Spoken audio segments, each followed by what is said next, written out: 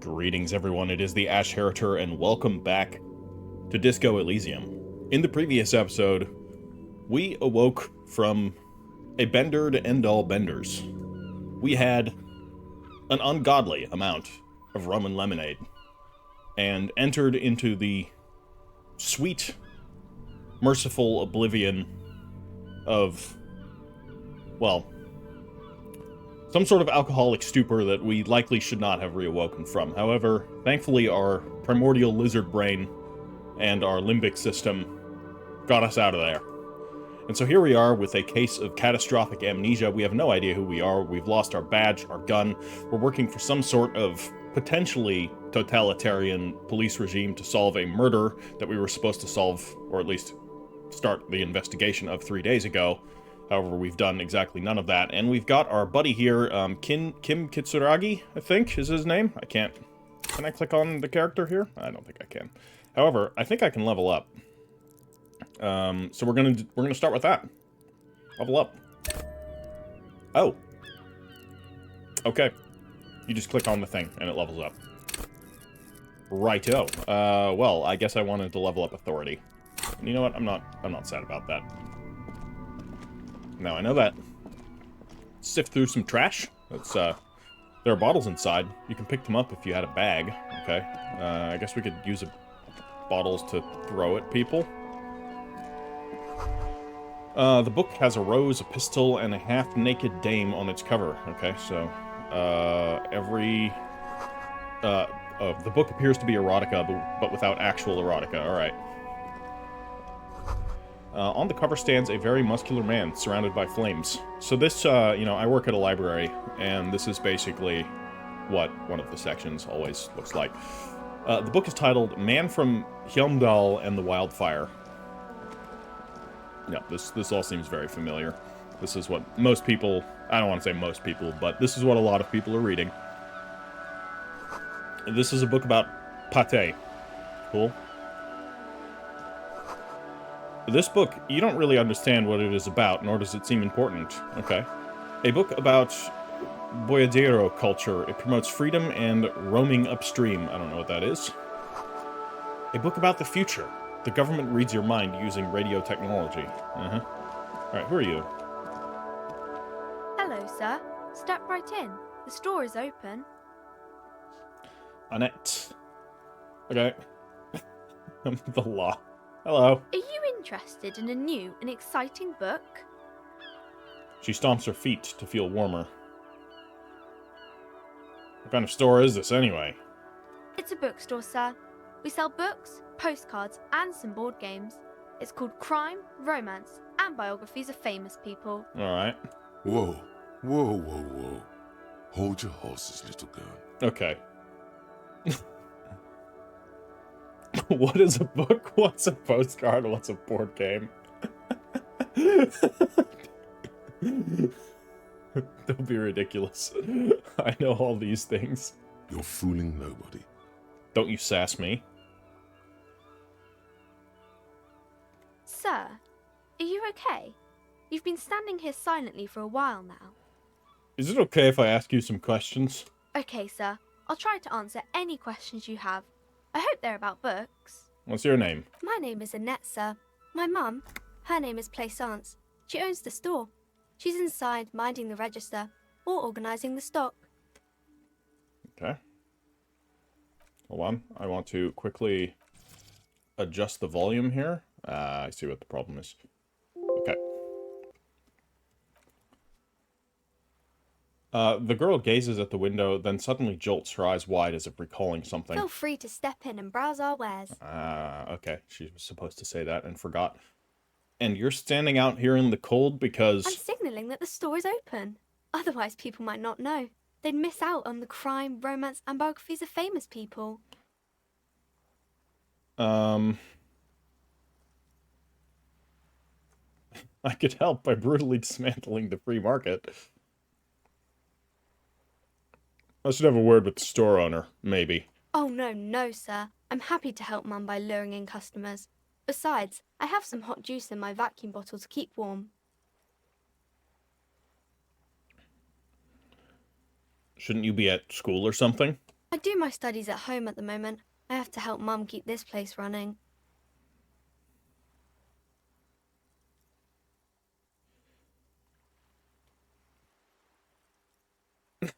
What is school anyways? What is school anyway? School? Well, mine is a big yellow building on Boogie Street, and the people there run it. They say it's a charity. Isn't going to school more important than this? Mum says it's necessary to do both because it builds character. Mum says a proper worker is dutiful. That's how you get ahead in life. You succeed. How's the business going? Mum says it's peachy. She was a little afraid at first. There's talk about this house being cursed. Behind her, the window has been boarded up. You sense the boards creaking, twisting for a second, and some kind of doubt in her tense shoulders. Cursed. In what way? Cursed in the way that makes them say that no business has ever really thrived here, sir. That they all go... She's looking for the right word. Bankrupt? Exactly. But we've been doing fine so far.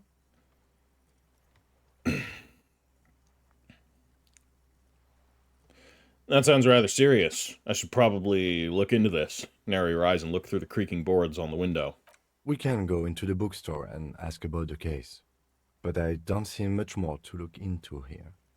The lieutenant makes a note in his notebook. I want to help her and her mom. Yes. Please do also look at our wares inside. The postcards and board games are there, sir. What do you know about the other failed businesses? Nothing really, sir. Mum doesn't allow me to sneak around in the back rooms or the cellar. I don't really know what's there. How does this curse manifest itself? It does not manifest itself in any way. It does not exist. I liked it better when we were talking about whether it's appropriate to stand out in the freezing weather. Kim, the plasmic manifestations. No such thing. Anything else you wanted to talk about, sir? Stroke your chin. Enough about the curse for now. Maybe I can tell you about some of our books instead. What is this crime business? Crime fiction is about murders or burglaries or things like that, and the work of a policeman or a private detective who's trying to solve a crime and catch the criminals.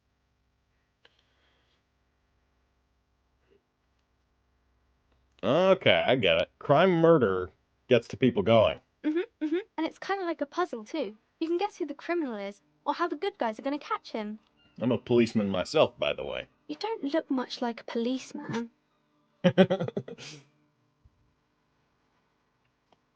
Okay, then maybe I'm not a policeman. Or should stop being one. Didn't mean to offend, sir. Sorry, sir. It's just that you don't look like Dick Mullen. Dick Mullen again. She points to a cover on which you see a strapping Vespertine officer. He stands grimly over the body of a dead woman.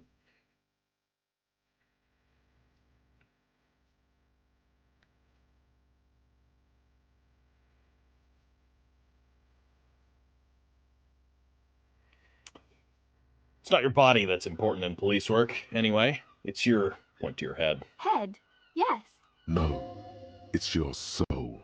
Your blue soul. Okay, authority success. Not head, child. Heads. Drama also success.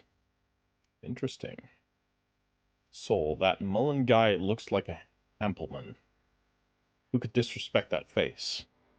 It's not even drawn correctly. He lacks soul or flexibility. There are millions of different people out there, and you have to get into their heads. Sometimes you gotta be the killer to catch the killer. We're gonna go with the first one. I'm not sure I understand. Policeman's gotta have the right stuff, an ingrained sense of the law.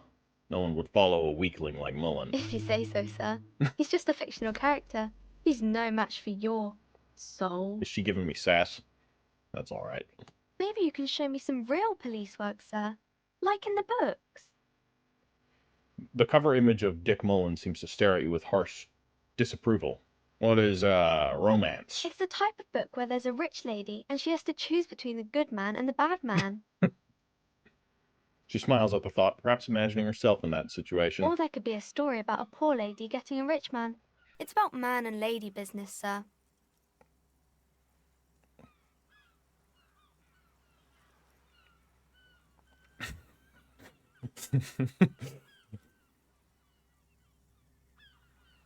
What about a book where the man and lady business doesn't work out at all? I haven't read many of those. Maybe you should ask Mum. Yeah? You think she has one about an excruciatingly painful breakup? I don't think it's a romance story if the main characters break up, though. No, think about it. One where they plunge into a torrid spiral of pain and recrimination, only it's really long and drawn out, scarred for life, phantom limb. No, I don't know. It doesn't ring a bell? Alright, I'll ask your mom. Yes, she knows books. Definitely. What was that? An idea for an unfinished novel stuck somewhere in your forebrain. Maybe. Later, when you get the chance, you should address these issues by getting drunk. That'll show them. What about when everyone is poor? That's really not a proper romance story. That's more like everyday life. Dead right on that one. Sometimes you have to write things about real-life things. Sometimes you have to write about real-life things. Not in romance books, sir. These are about nice and pretty people, and everyone is happy in the end. I mean, yeah, probably technically true for romance books. What about when both of the men are bad? These are not very common. You can't have a choice between bad and bad. Nobody wants to read a story like that. Well, if it's written really well. Well, maybe then it's fine. Maybe if the lady then decides not to pick either, because she doesn't need a bad man. Yes, that would be interesting. No, Annette, you're a genius. What about a poor man getting a rich lady? It happens, but usually the guy gets rich in the process. Or should actually be rich himself, but has lost his family property unjustly, like during the revolution or something. Yeah. Those are unhappy books, for most of the pages. People sad about what they have lost, but then it all turns out just fine in the end. That's enough romance for me. I had other questions. Maybe some about other books?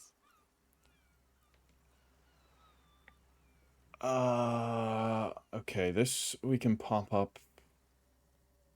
Afraid of the curse. Hold on. Here we go. Interesting. Who are these famous people? Oh, kings and queens and generals of old, or artists and writers, or musicians, those kinds of people.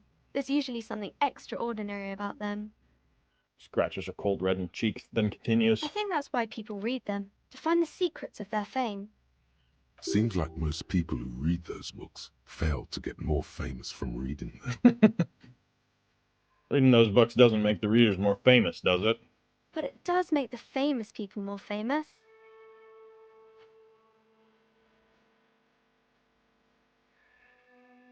Fame is for vain people. I have better things to do. Okay, sir. Okay, I'm gonna deduce something now. You fail to Damn. deduce anything. She waits intently.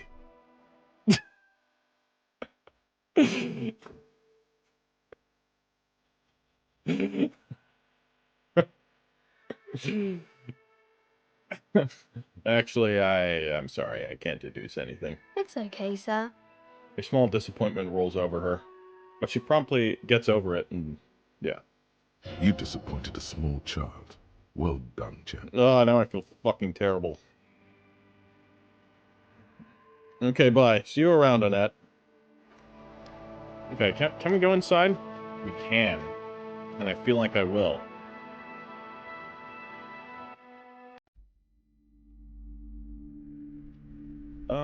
Let's quickly have a look at the books here.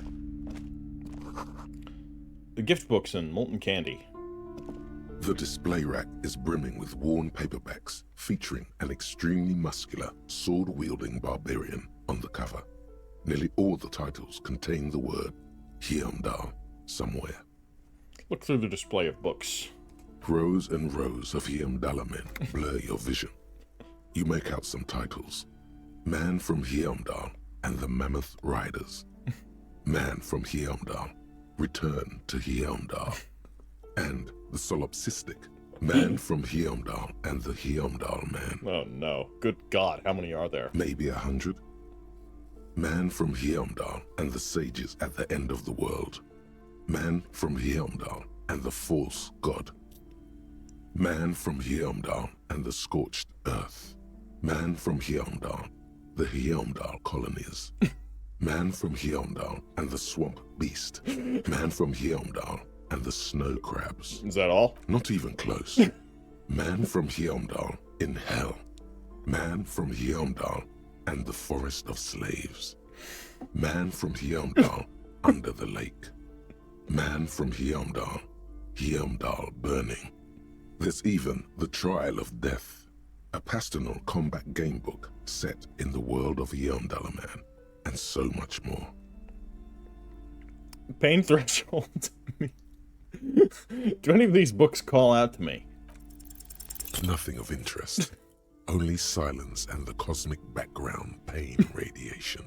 Alright, we're gonna leave.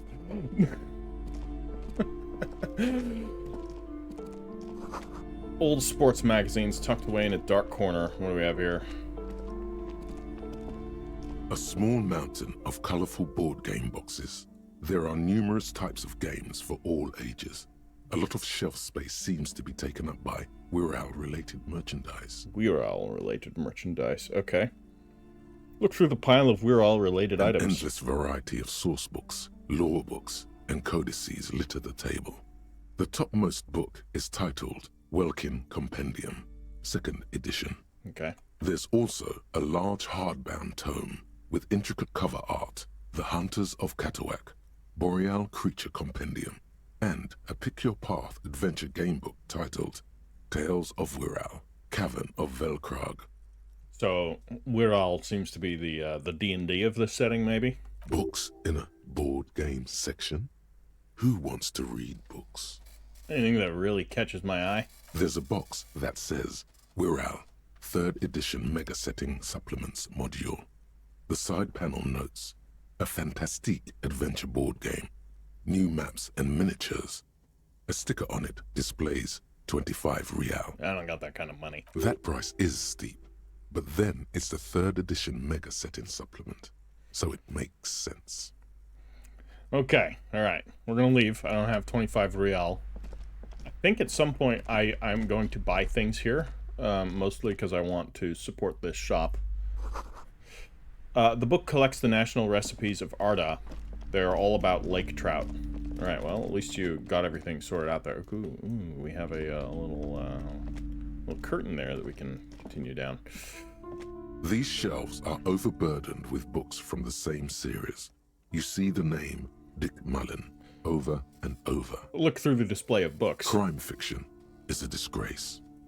An asinine misrepresentation of the physical attributes of the arduous everyday work of actual police officers. These books greatly overstate the excitement of police work, glossing over how long it takes to actually follow up on leads and eliminate dead ends. What's more, they completely ignore the psychological hardships of year after year coming into contact with people during the worst days of their lives. Not a single mention of all the stress this work creates upon the officer's family. Detective fiction just doesn't tell the truth at all. Now, would you like a list of all the books found on the shelf? Sure thing. You see Dick Mullen on the job. Get Me Mullen. The Stalwart Adventures of Richard P. Mullen. Dick Mullen and the Murder in the Orchard. The Sordid Affair of Dick Mullen. A killing is declared. Dick Mullen in the Murder House. The Final Case of Dick Mullen. An obvious lie. Dick Mullen in the Clock Tower. The Ordeals of Dick Mullen. Dauntless Dick. Dick Mullen's Funeral Pyre. The Murder of Dick Mullen. Dick Mullen dies? Oh no. Turns out he faked it to solve a case. Are there any more? Yes. There's also The Dame Who Did It. Farewell, My Mullen. Faking death seems to be a common trope in the Mullen series. The morbid tales of Dick Mullen. A dark tide turns. Tragedy calls for Dick Mullen. Another one with fake death. And, of course, Dick Mullen, the murderer. In order to catch a murderer, Dick Mullen must become the murderer. After all this, you still haven't found the answer to the one question that matters. Who is Dick Mullen? Reaction speed. Who is Dick Mullen? Your attempt to grasp at the answer fails. It seems very close by, pulsating just out of reach. Well, we seem to be failing a lot of tests. Very quaint book brochure, very colorful. It's a tome of fascist magic, rather candid. Oh, good. What's in here? The plaque on the shelf reads, Biographies of Famous People. You see a large variety of names, none of which ring a bell. So I'm going through this very thoroughly, partly because we can get some lore information on the world, and partly because I want to torture everybody that's watching this, including myself, 'cause I'm watching. I'm playing. Yeah, I don't have anything else to say about it. Look through the display of books. Browsing through all the books with all their names makes your head spin. None of these seem important or relevant. It's all just vapid egoism. Suddenly, a particularly odd title catches your eye. It reads, High Speed Love, the tragic true love story of Jacob Irv and Alfie Delatraz, by one Cecilia Averbrook. What's it about? High Speed Love chronicles the romance between two of the finest tip-top tourney racers in history. One of them is the madcap driver, Jacob Irv. His blonde mane graces the cover. See, so tourney, we've now worked out, is some sort of racing sport, probably with the motor carriages. Next to Irv's life story, you see a slim biography of an Occidental rock star called the Anti-Star. He's famous for shooting morphine into one of his eyeballs and cocaine into the other. That's great. I do love optical injections. As somebody who has received an optical injection, always great memories. Thanks, game. Next This to is that, what I get for torturing you Rivasholian all. radio personality Guillaume Bevy stands in front of a rundown drug den. He's a permanent fixture on Channel 8, reporting on real-life crime and ruining cops' days. Oops. I really must insist you buy one of the books. Reading them is not for free. Do still browse, though, but not too long. Oh, okay. I'm sorry, I did not mean to rush you. You are browsing. Go ahead. Take your time. Time is commerce. All right. We'll leave. I don't want to talk to the storekeep yet, so we're going to come for the case in a minute. Another boring book, just discarded here. This bookstore is not strictly about crime, romance, and biographies of famous people.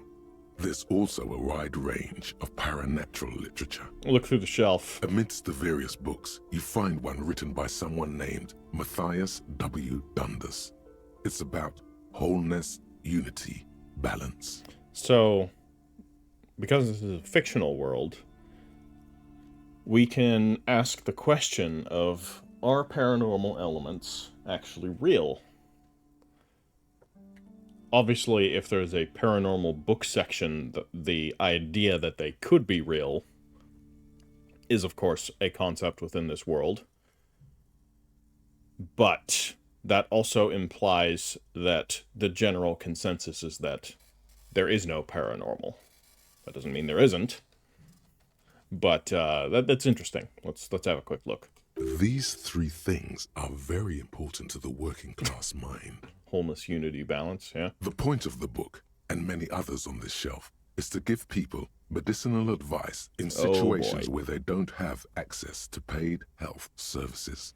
I mean, I guess that could be a good thing due to the final part of that line.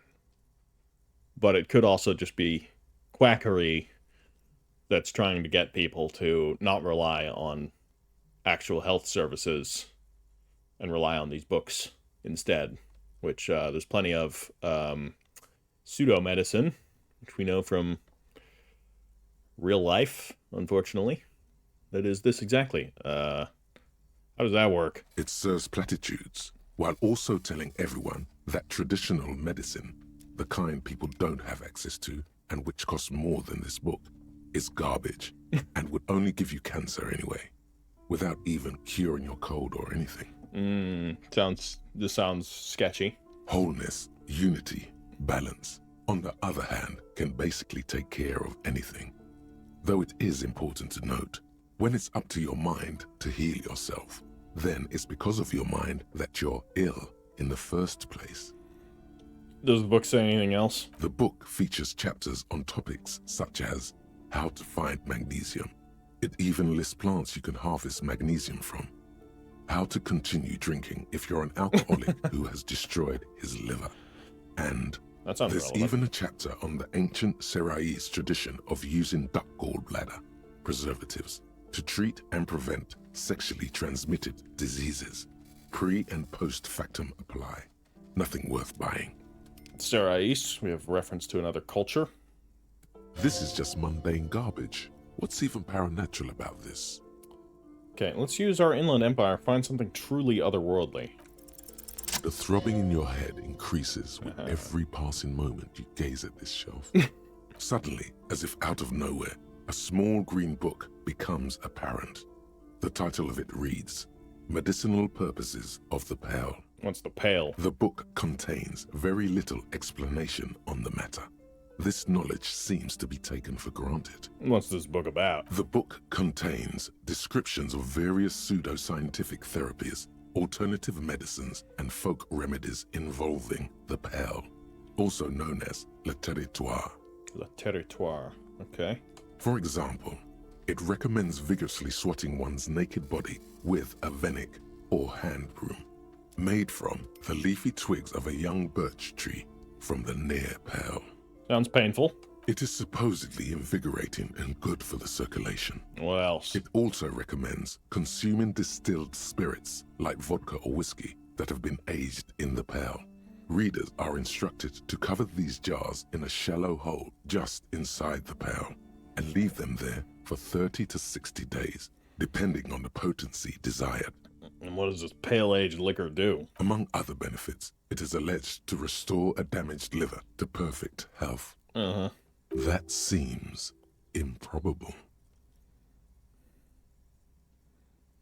How is that possible? Is it any more improbable than anything else that human beings put their faith in? Fair enough. What else is in there? For general health and well-being, readers are encouraged to take regular strolls through the pale, though a sidebar cautions readers to limit each stroll to less than an hour. We still don't know what the pale is. I'm not sure if it's a place, a substance, or something more nebulous. These strolls promise to cleanse the mind of worries and the body of toxins, especially if the perambulator performs this ritual in the nude. Nudity figures prominently in a number of these prescriptions. Right. This is exactly what you need. Anything else of note? There's an entire section devoted to cures for men who are struggling to perform their marital obligations. Well, I certainly don't need You that. close the book and return it to its place on the shelf. Alright, I'm gonna leave. There's this board up here. Several maps have been attached to a bulletin board hidden inside the alcove. They're held up by small pins. The board has come loose from one corner. The maps look old and faded. Your eye catches a map of Insulinda, a map of Revachol, and a map of Martinez. Okay, let's actually look at the map of The Revachol. north coast of a verdant island is shattered by the delta of a river. It is the River Esperance. Countless bridges put the shards back together, connecting city blocks to river islands. La Delta says a great artificial heart in the center, teeming with life forms and construction. Interesting. To the east, rolling hillsides, Le Jardin, Stella Marie, the suburbs of Saint-Baptiste, swallowed up into the megacity. They sound rich to you. This is Revachol East. And the west of the river? Huron, it's somewhere to live. Not bad. Then there's Jamrock. It's bad. People shouldn't live there, but they do. Then Forberg. It's almost as bad and much larger. Then Coal City. It's the worst. Okay, it's good to, like, I'm not gonna remember all these names, however, if I see them, they might pop up again in my head.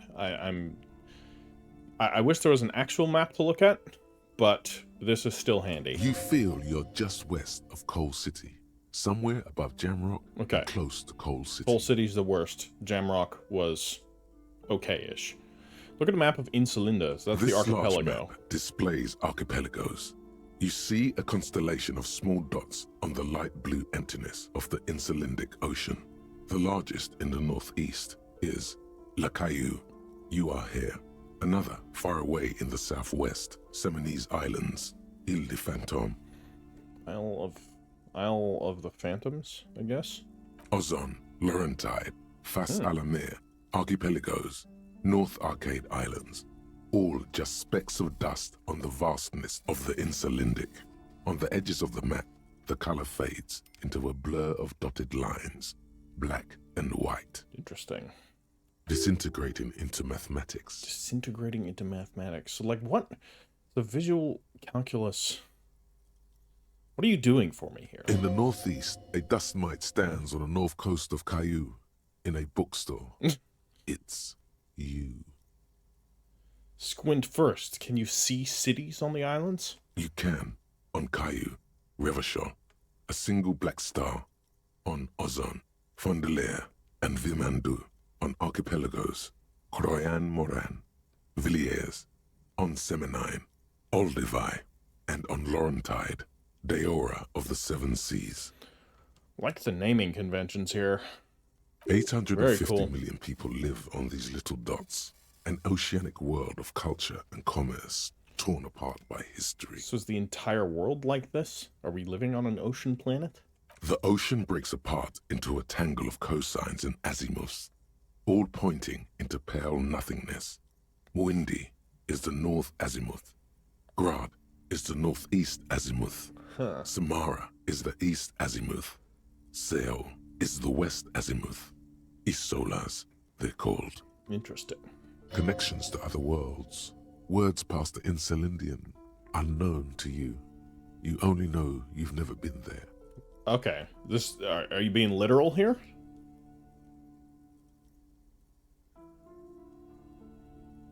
Or figurative? The connections to other worlds because they're just off the map and therefore so far different that we would just refer to them as other worlds, or are we literally talking other worlds? Interesting. Regardless. You have little idea what they are. Distant stars, gods, but looking at them makes you feel almost non-existent. Whatever they are, the Isolas are immeasurably large compared to you, and very, very far away. Alright. It's impossible. And of course we Perhaps failed. they are gods, gods of distance and outer dust. It's really cool. You get different dialogue depending on, you know, if there's a pass or failure. Look at the map of Martinet. It's not really a map, it's a tourist thing. A picture postcard with buildings on it, drawn from an isometric perspective. A date in the upper right corner says 48. Alright. Still, it's detailed. Could be pretty useful for scouting ahead. You see the jagged boxes of an industrial harbor, even the whirling in rags there. Whirling in rags. Okay. Nope. It wants... Everyone knows the most interesting thing about fascists was their magic. Why do you keep referring to fascists and magic? Okay. Let's quickly talk to her before we open up the curtains. Welcome to Crime, Romance, and Biographies of Famous People. My name is Plaisance. Clerk extends a greeting. Be welcome, and please take responsibility for the energy you bring into this space. I'm not gonna ask her for money. So are you the owner of this store? I am the proudest owner of our little shop of culture. Your daughter is the one standing outside the store, right? Annette, yes, my daughter. I hope she wasn't slacking off again with her nose in science fiction. Tell me, was she at her post doing her job like a proper girl? Yes, actually, and this makes me not like you very much. Yes, of course. Wonderful. Did you talk to her? Yeah. Great. On a scale of 1 to 10, how compelled were you to buy books after talking with her?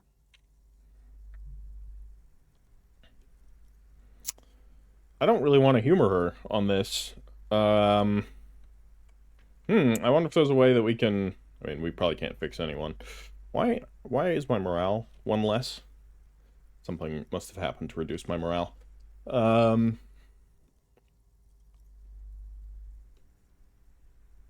But for now, I think we need to help her out. 10. She's certainly very polite and helpful. My precious, her dedication brings joy to my heart. If you have children, I hope they turn out as great as my Annette. The way you're handling her strikes me as wrong. Mind your own business, sir.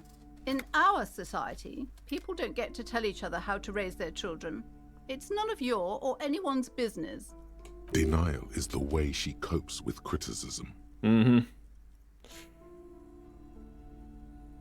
I'm here to dismantle the free market and abolish child labor. Well, I wish I could, but I don't think I can right now. Alright, let's change the subject. The woman before you scans the store, her shoulders rigid and tense. Every now and then, she nudges her glasses. If we say this, that might end badly for Annette. And again, I don't think it's going to end very badly.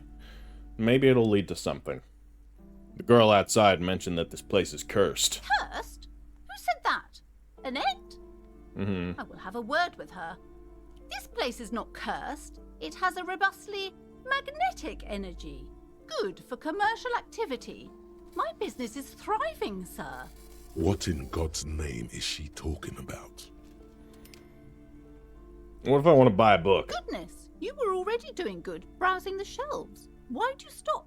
Don't you feel compelled? Go, go. Get back there.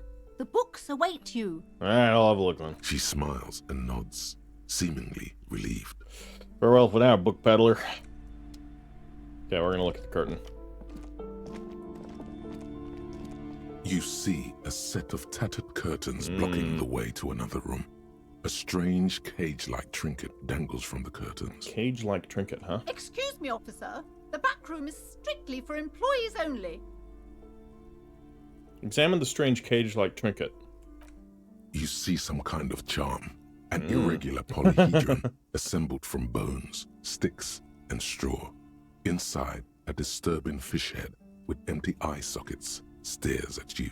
Interesting. This is a traditional Seminese ward, meant to provide protection against ill luck, bad dreams, curses, and other supernatural scourges. And who are the Seminese? Inhabitants of Ile de Fantôme, the Seminine Islands down south. Okay. Aside from poking at it suspiciously, there is nothing else to do with the fish head charm at this time. The curtains remain shut before you. Shopkeeper, what's behind the curtains? Nothing. Now please go back to browsing the books. Don't you feel compelled to look at the books? The books are all you care about. That's suspicious. She speaks almost as if she's trying to put a spell on you, urging you to buy more books. Oddly enough, the more she tries to draw you away from the curtains, the more alluring they become. Ignore the curtains for now. I don't have a reason to be suspicious yet. We're gonna go outside. Let's quickly talk to Annette again. Hello again, sir. So we can't deduce anything. Alright, I'll see you around, alright? I'm curious about what's going on in there. To roundabout north. To Capeside Apps Martinet Pier. The ad reads, broken window? Tibbs has windows. If you had a bag in your hand, perhaps you could collect these bottles and sell them. Is that what it's going to come to? Collecting bottles to sell them? Hello, are you a bird? A lonely cormorant surveys the sea, indifferent to your approach. It truly is indifferent. You keep doing your cormorant business, buddy. Cormorants are awesome. The belly of this boat shines like it was recently painted. Okay, we're gonna go in here. We gotta do our actual investigation. There should be a fence somewhere. Ooh, what's this? This is a wall on the side of an apartment building. Let's leave. I'm not gonna risk 3% chance there. And the reattempting thing... Oh no. Okay, well we found the body. I'm gonna take the money, and we're gonna take the magnesium as well. So that's gonna allow us to restore our morale if need be. What's going on here? Well, we found the body. Are you trying to sneak up on me? Come to slit my throat in my sleep? Well, you're awake. Logic error. She is not sleeping right now. Pigs come to take me out, trying to snuff me out. No? Why would you even say that? Then why are you sneaking up on me like that? It's not a good idea to scare me, pig. Not a good idea at all. Trying to sneak up on me again? A garden hose. This won't be of use until the snow melts. Okay, we got a door there. A balcony with a view to the yard. And hanging. That smoker up there could be a witness. Talk to him. Yep, we sure will. How they show up? Chairs and tables eaten by rain and rot. Yeah, we are only just showing up now. I'm very sorry. Someone is trying to grow herbs in this greenhouse. Okay, we have a door down there. Just a closed door, but you look at it suspiciously. These barrels are half full of rainwater. How do we get through? We may have to go in from the other side. But it is handy that we came from this side, because we at least have seen that there's some stuff there that we should check out. We're going to go back this way first.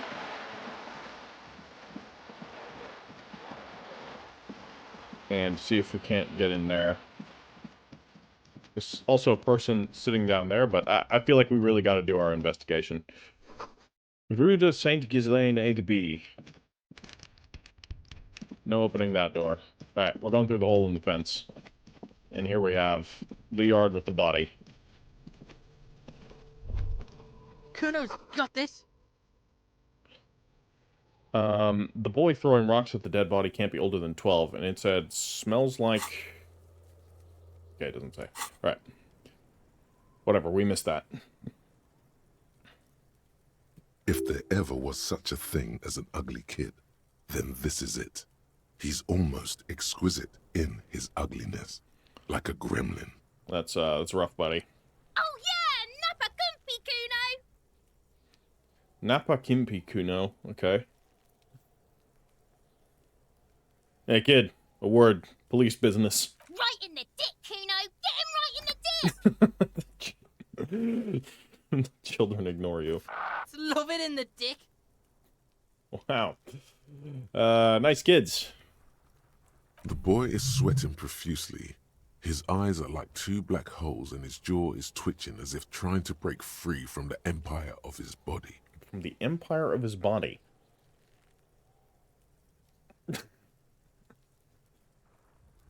Stop throwing rocks at my crime scene. Fuck that! Cuno, yeah! Right in the mouthhole! So is it... Why is it censoring, these words?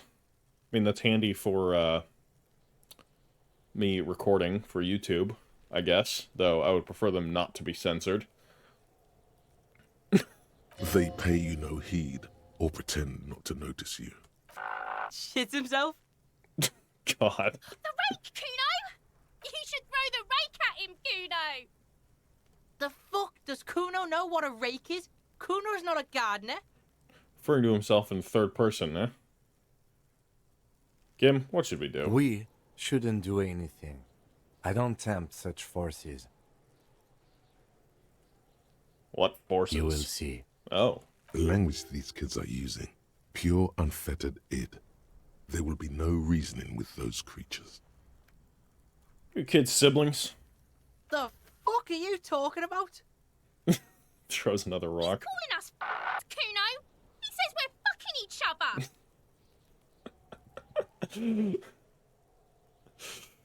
Look, I have questions for you. All right, entertain the Cuno. Show me what you got. What you got there? What you got, huh? Show me what you got. Irregular speech patterns, overconfidence. Could this kid be on drugs?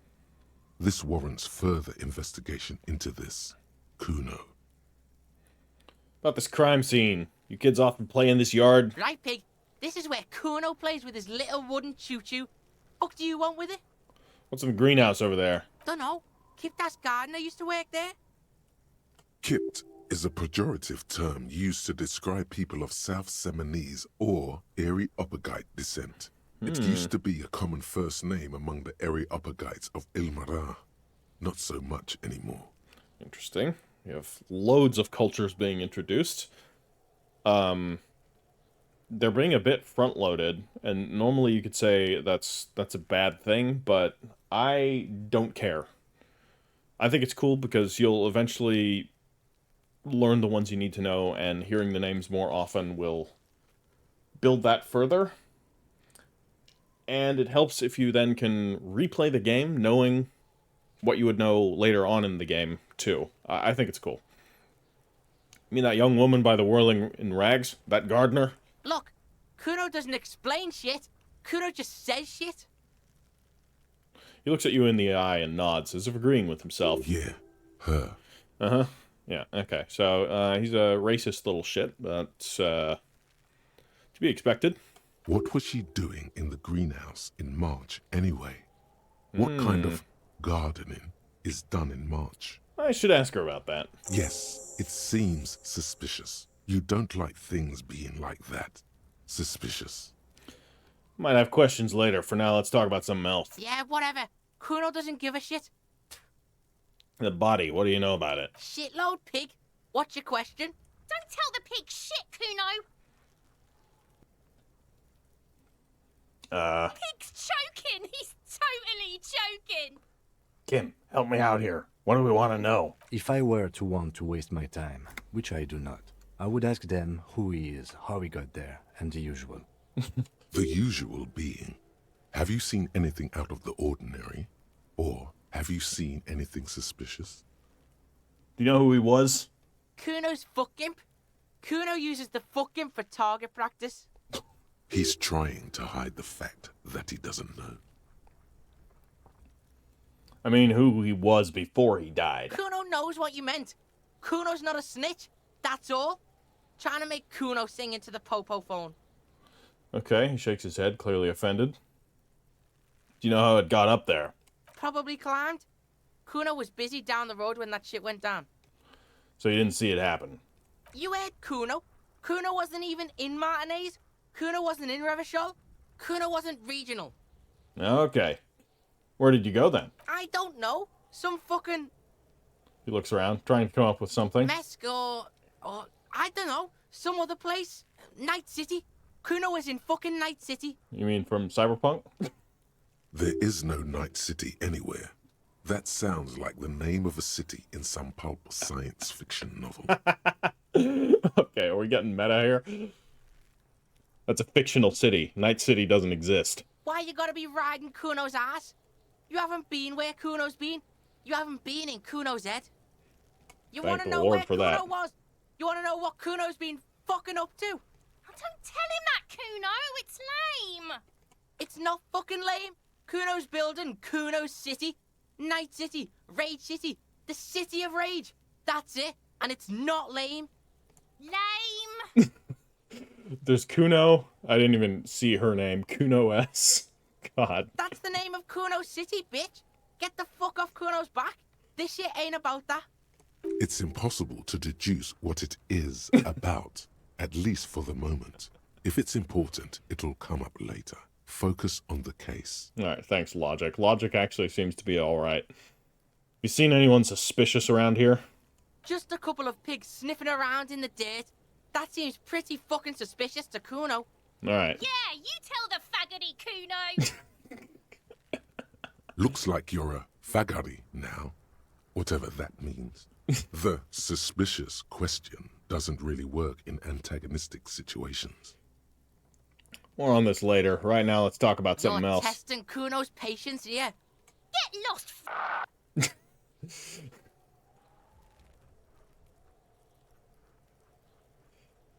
I have more questions about the crime scene. Yeah? The kingdom of Cuno? The fuck do you want with it? Okay, we don't Yeah, have anything whatever. else. Cuno doesn't give a shit. The fuck about it? No, okay. Your test. Get lost, Gotta ask, who is Cuno? Cuno's Cuno, pig? The boy points to his chest with both thumbs. It's always Cuno, never I. Clearly the kid's using the third-person perspective as a shield. Interesting. You refer to yourself in the third person to distance yourself from the situation? Cuno doesn't do that smart shit. Don't throw that book shit at Cuno. Cuno knows you're lying. Trying to get Cuno hooked on the book. Watch out, Cuno! He's trying to fiddle you! He's gonna put his hands on you! The thing behind the fence starts squealing, shrill and violent like a fire alarm. Help! Pig's got Cuno! Help! Rape! Oh my god. The sound gets louder as the child shouts at the windows overlooking the yard. Help! He's got the Cuno, help!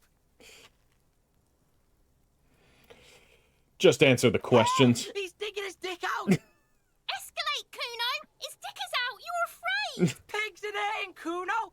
Somebody, please! It's full blast now. The wind carries the message far and wide across the Martinet. How did we get here? How did this happen? This makes no sense. There may still be a way out. Just appeal to his reason. That means punch him. Be logical? He's never going to be logical. He's Cuno. Cuno doesn't understand what logic is. Are you high right now? Help! Misters, help!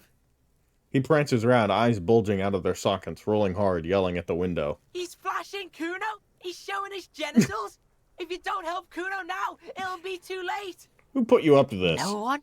Cuno's doing this because he likes it, pig. This is where Cuno establishes dominance over you. Change of plan. You can't let that happen. It will make things harder down the line. You may end up missing crucial information. Help! The pig's gagging him! Cuno can't speak!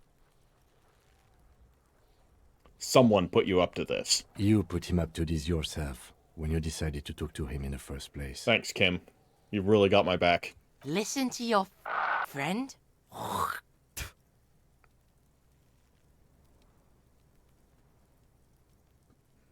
Did Gart put you up to this? Cuno owns the fat ass. Help! The RCM is trying to fuck Cuno! What is this sick charade? No! Get off Cuno, you sick fat fuck! The nearly psychopathic way they could slip in and out of the act implies you're not the first victim. I'm not gonna punch the kid. Be logical, kid. I haven't done anything to you. Fucking logical! Yeah. Help! The logical pig is fiddling Cuno! Okay, well now at least he's making it clear that nothing's actually happening. Alright, I'm not gonna punch him. Look. Cuno whispers, even softer than before, vanishing silently. For emphasis, a ghost is saying this. A shit-eating psychopathic ghost with an ace up his sleeve. I know you wanted to hit me.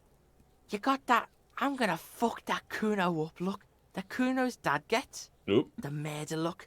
The rage look. Well, that ain't good. Relax. He can't read your mind. He doesn't know you were thinking that.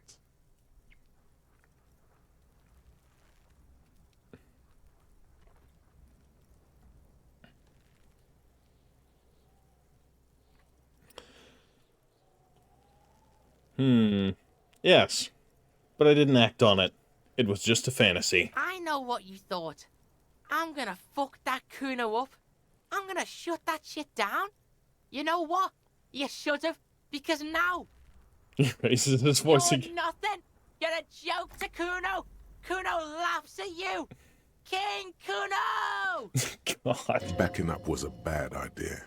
Now he thinks he's established dominance over you. Cuno turned you into his prison, bitch! You're gonna be in this shit with Cuno! No, you're not. We can just leave. Bitch, you're gonna be in this shit with Cuno forever! The pipo-headed critter doesn't let him finish. A peepo is a type of hat, by the way. Okay. Nice peepo. You don't talk to me about my fucking people! You don't know where I come from! You're just Cuno's bottom bitch! Leave. We're going to the tree. The kid's ladder is rickety, but still climbable. The corpse looks at you with bulging white eyes. The face around them does not look human. It's swollen and ready to burst. His lips are fish-like, and his tongue like a ball gag in his mouth. Alright. Yep. That's what a bit of bloating will do to you. You seem to be holding your breath. Look down. A cargo belt twists his neck at an unnatural angle.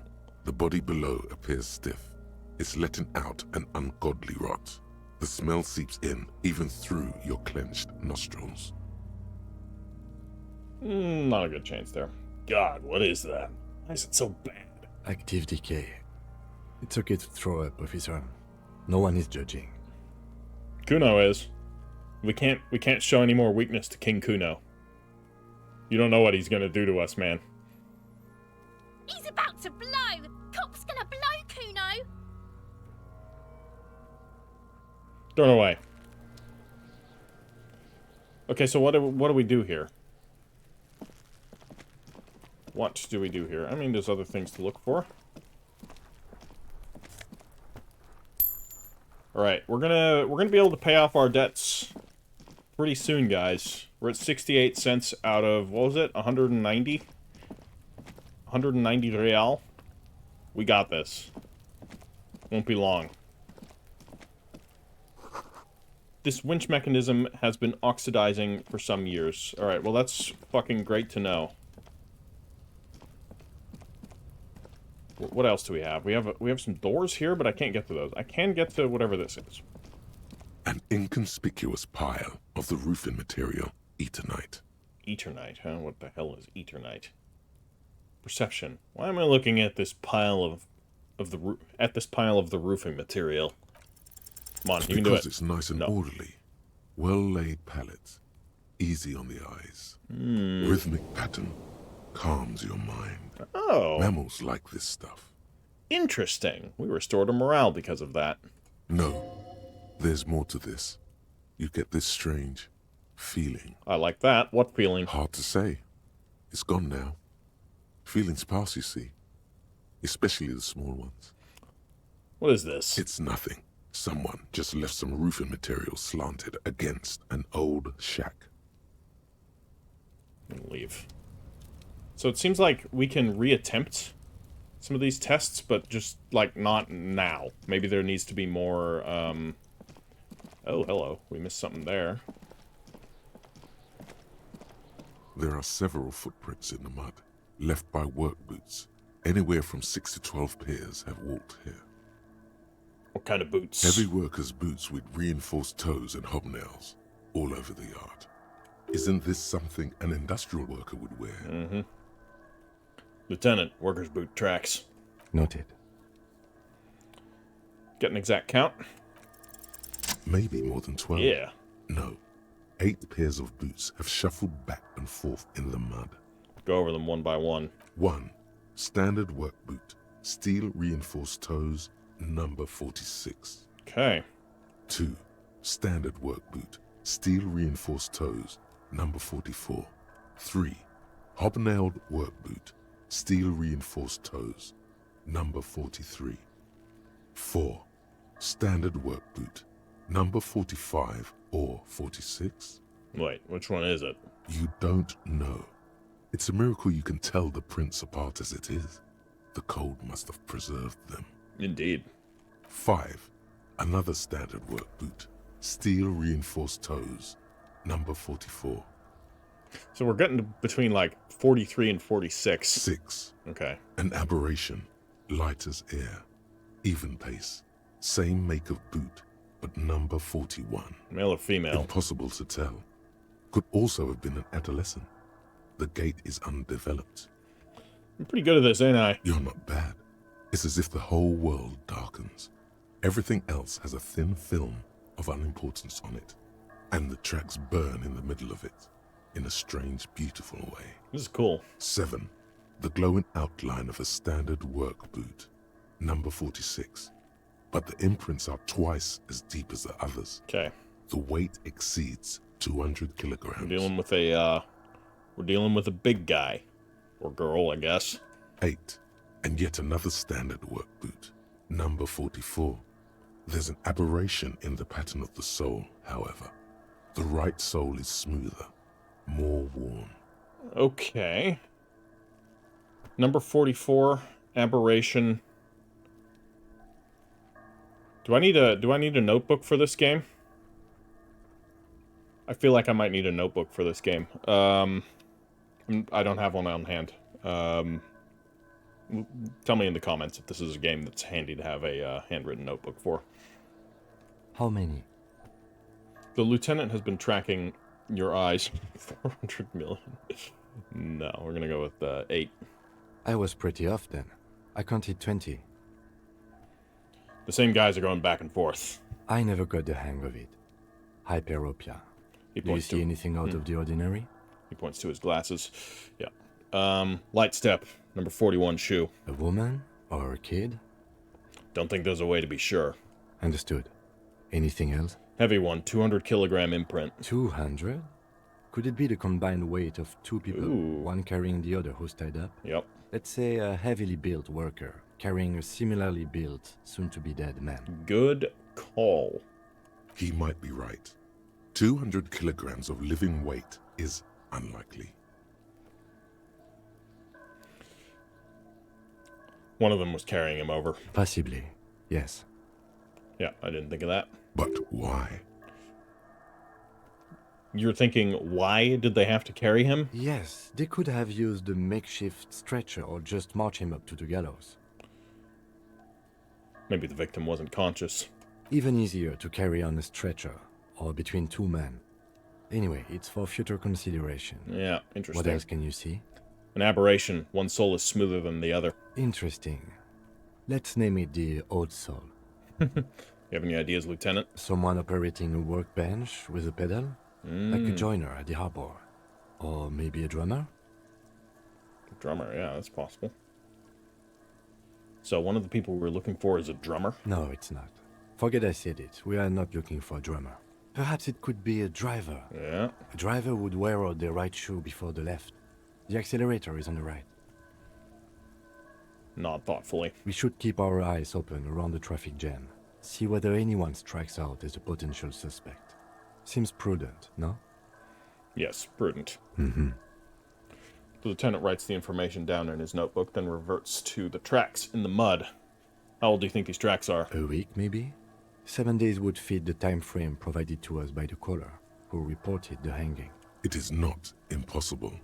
Okay. How do you know? I pulled last week's forecast for coastal Havashol. 7 days below freezing. The day before, the day of his hanging, was the last warm day. Okay, so imprints were made.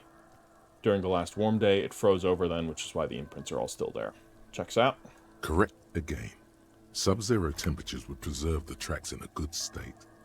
The commotion here could have taken place a week ago. Damn. What do you think happened here? What do I think? A mob of people brought something heavy to the tree. One of them was carrying the victim. They shuffled around, especially under the tree. Then, after hoisting him up, they stood in a semicircle facing his direction. At first glance, this appears to be a lynching. Mm-hmm. Indeed. They all stood in a row here and looked at the tree. Yes, everything fits so well. Carried him over, hoisted him up, watched him hang. This is easy.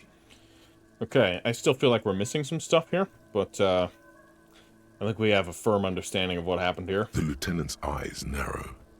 He's thinking to himself. Okay. Either way, What else?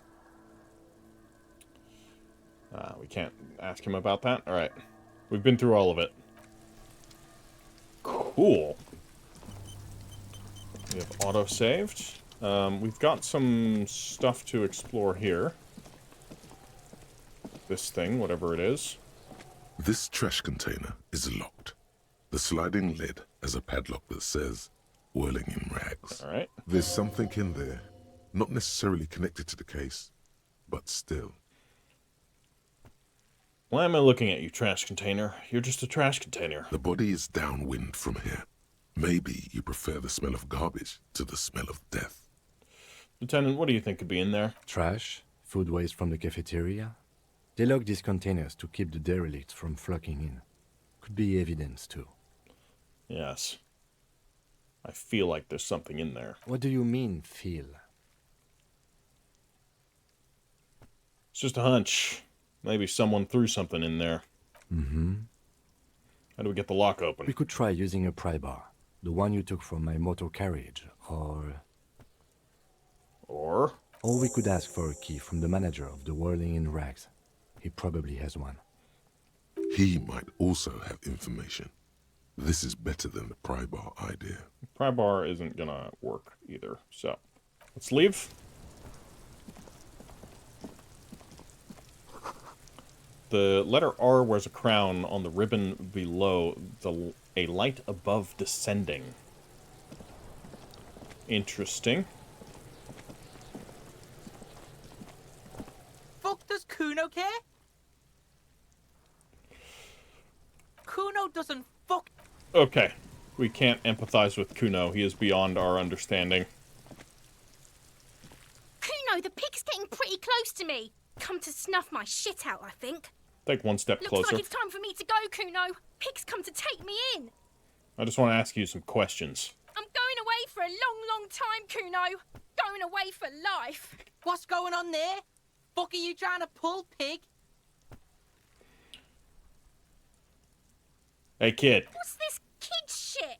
Fucking mind games. I'd rather die than squeal. Get the fuck out of here, face.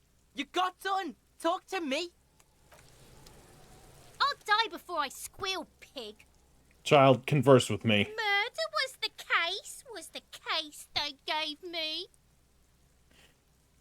She has almost vanished behind the fence. Only the top of her hat remains. We steal her hat. I'll die before I squeal, pig. What are those strange words you use, girl? I come from the woods, good Davidu. You don't want to go there with me. You don't want to see what I've seen. So, correct me if I'm wrong, but this sounds like, obviously where the languages being used in this world are based off of real-world languages. Obviously everyone's speaking English, but there's a lot of references to things that are French. This looks Finnish to me. Am I correct on that? Don't be traumatizing here. Get the fuck out of here. Okay, one more, I'll die before I squeal, pig. You there, behind the fence. You don't want to fuck with me. I got my hands bloody. I'm not here, pig. You're not seeing this. She drops even lower. You can still see the top of her hat from behind the fence. I'll die before I squeal. Alright, we're gonna walk away. Don't think there's much more we can do there. Alright, okay, what are we gonna do? Well, let's head into the Whirling in Rags. But also, I would like to talk to the gardener lady. However, before we talk to the gardener lady, I want to quickly go back around the direction we came and look into the garden shed. If we can. We have a pry bar. Theoretically, we can use it to get in there. Also, maybe we can ambush the Cuno S again. Trying to sneak up on me? No, we still can't do anything. So there's that door. I don't think we can open that. There must be another way into the building. Jesus Christ, what was up with that sound? Holy hell. I think that was a glitch. I hope that was a glitch. My god, that scared the hell out of me. Okay, we can't get into this garden shed. Oh, we missed some stuff. Orange bum hat. Okay. And nasofed. Okay, I wanna read the items that we got here. Ah, okay. Pry bar. The red tip pry bar has Carson T heavy duty engraved just below the handle. It is satisfyingly heavy and perhaps one of the most useful tools to carry around. Can we equip it? We cannot. Okay. The meanest looking pair of cutters you have ever seen, made in Godwell by Walscherm Werkzeuge. No chain, wire, nor barbed fence will ever stand in your way again. They look hungry, ready to chew steel. Police flashlight bearing the logo Grundstellung RAO. The small dynamo packed inside this handheld illumination device theoretically gives you the ability to produce a tiny amount of electricity anytime, anywhere. And we have ourselves an orange bum hat. An orange beanie with a couple of big-ass holes on the side. It looks like it might have been used as a mask during an armed robbery. Let's put it on. Okay. It's pretty wretched. What does it give us again? +1 reaction speed. Right now I'm not worrying too much about stats. I do like how everything is a plus and a minus. Oh no, not everything. Some are just pluses. But it makes it does make you pick and choose there. But we can't equip tools, huh? Oh, we can. We can. Okay. Ah, now we have the pry bar. Hold up. There was the thing we could pry open.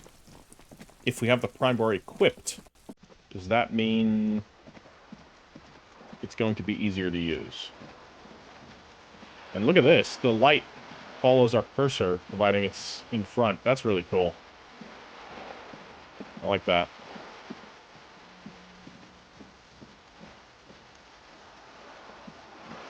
I am going to quickly talk to this person down here. Yellow plastic bag. Sweet. Okay, now we have a bag, so we can pick up some bottles. Nothing I can't do. I'm the job for every man. But boy, I don't start trouble. I fix it. I've been kicked out of every joint rabbit hole. Come on. The night's still young. That's my song. That's shit. The music's my life, man. Better watch your mouth around me, boy. The things I've seen, it said. Okay. Fantastic. Oh, what was that? There was something popping up there. We might be able to check that again in just a moment, but we've got something here. A splinter of bullet holes lines these walls, or lines this wall. The wall. Okay, what's here? You hear the distant squall of seabirds. Hey, birds. Hey, we got a fish down there. With some ice. Okay. That's cool stuff. Are you still standing out here? Okay, what have we here? Who are you? Have you no shame? Whining about your back every time you bring out the measuring tape. René Arnaud. René, you're a man with a fork in a world of soup. Please, let's just try to enjoy the game, alright? The other one is eating a big sandwich. Gaston. I'm trying to, but you keep breaking my concentration. You're old. I can see that. We're both old. Now stop grabbing your ass like it's a girl. These manly men are playing balls. This is a ball game. Grab a ball and play it. Don't ask questions. Shoot first. Ask questions never. This is a bad idea. Alright, I got this. Ball time. That's the spirit. Don't even waste your breath asking about the game. They wouldn't know anyway. They're way past their prime. Better observe them first. See? Your munching and complaining have ruined my concentration. The man throws a metal ball towards a smaller wooden ball in the sand, missing it by a meter. Ah, mon Dieu. The pain in my back is unbearable. I can't even say if it's in my back or hip anymore. Feels like it's in both. He tries to measure the throw. I hope you pass out from it. You goddamn jellyfish. Men like you are the reason this nation is sinking. Standing tall and proud, he looks at his partner with disgust. Trying to throw something as close to a predetermined point as possible. Measuring. This must be the age-old game of petanque. Petanque. Shush. Ignore them. They don't know what they're doing. They're old. You are letting down yourself and the team. Get in the damn game already. I'm on it, coach. Eyes on the ball, Dinky Winky. Okay, hand-eye coordination. Oh, it's gotten worse. We had a much better, chance. But we may have succeeded before, but succeeded in the wrong way. -1. You know the game is petanque. Alright. So learning more about it did not help us. A moment of your time, fellows. Sure, officer. I am René Arnaud, and my specially abled partner here is Gaston Martin. How can we help you? You know anything about the man hanged in the backyard of the Whirling in Rags? Unfortunately, I don't. Unlike most of the locals, I have no qualms about assisting law enforcement. But this affair has passed me by completely. And most of the locals? In Martinez, the union is the law. So can you really blame them? But you don't have a problem with the cops. Cop is a pejorative term. I don't have a problem with policemen. On the contrary, I admire the effort to bring order to our streets. So again, you don't know anything. If I knew, I would not be afraid to tell you. I simply don't. I am an old man, not a coward. The daily business of the riffraff no longer concerns me. Alright. 'Tis true, sire. He knows nothing. You seem to be playing in a crater. Yes. The terrain here provides an interesting variety to a familiar game. Does it have anything to do with all the bullet holes I've been seeing around? Yes. It was left by heavy artillery fire. Okay. It's a crater left by artillery fire, but why? Why what? Why was heavy artillery used? Because that's what happens when communists hijack your country, execute your supreme leadership, and turn your capital into a slaughterhouse. You use heavy ordnance to clean up your home. Okay, so it seems like the revolution was a communist revolution, and it failed.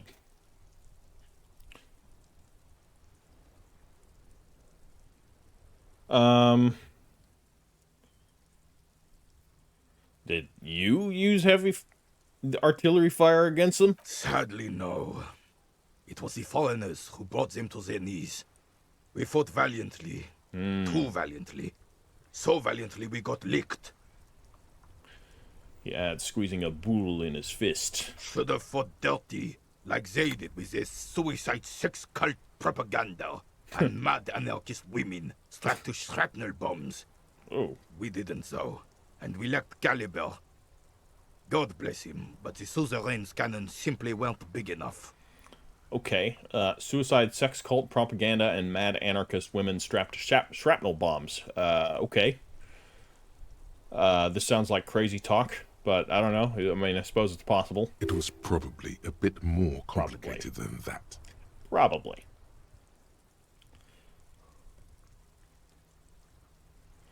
Should have chosen a place away from people and buildings. This place is the damn beachhead, son. They had to soften the commies up first. The beachhead? Yes. The military coordinated amphibious landing to take back Revachol. Martinez was used as one of the 3 footholds in Revachol during Operation Deathblow in 08. The other 2 are off in Stella Maris and the Delta. Deathblow. Sounds grim. This here is Blood Ground, where coalition boots first made landfall and cleaned those rabid dogs out. Most likely, we're playing petanque on their mangled corpses. Blood ground. You got old René going there. Like he isn't hungry enough already. Is that why everything is so bombed out? Damn right, son. They laid the fire of hell on the city before they stormed it. And it worked, too. There's a strange gleam in his eyes. The rest of the city got cleaned up, but Martinez they keep as a monument. And now the Union Socialists are practically running the place. Well, it's your own damn fault. You, we, the coalition, Revachol, whoever you want to blame, never finished the job. Officially, The party never surrendered. Of course they still hold influence. Okay, so there was a communard uprising. The party, they never officially surrendered, and now they've shifted to a different sort of influence. You don't even begin to truly understand the players of the table, let alone the specific circumstances surrounding the... What do you think? Okay, he says, turning to us. Thinking men have opinions on these things. Present one.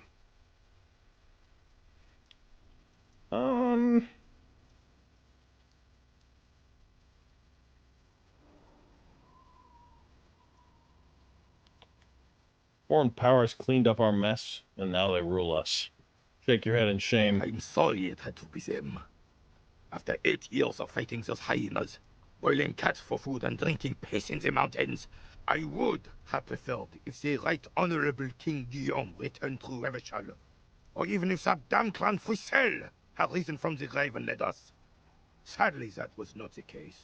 Instead, all that is just, holy, and beautiful in the world was wiped away, and now it's neon signs with toothpaste ads everywhere.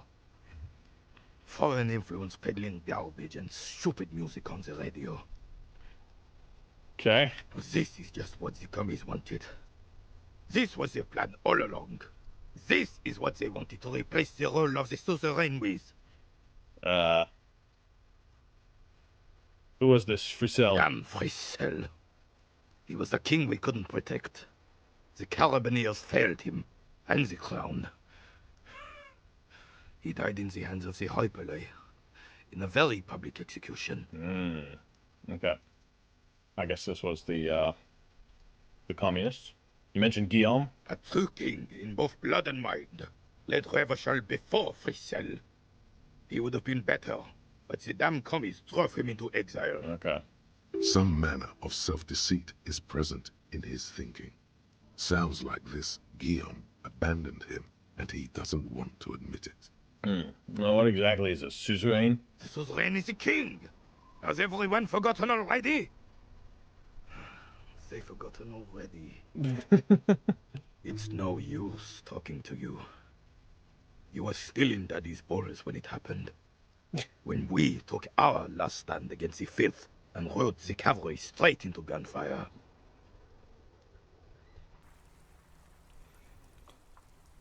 We can try this. What is it about this old soldier that makes him stand so proud? All you observe is a veteran refusing to let go of the past and his old uniform. This is not uncommon. This is the uniform of the Royal Carabineers in service of Frisel I, Guillaume le Lion, and the valiant King Philip V before him. Okay. Don't you mean Frisel the Fan?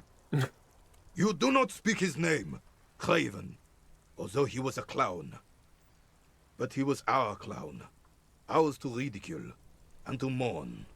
There's something you missed. You will get to it. Don't worry.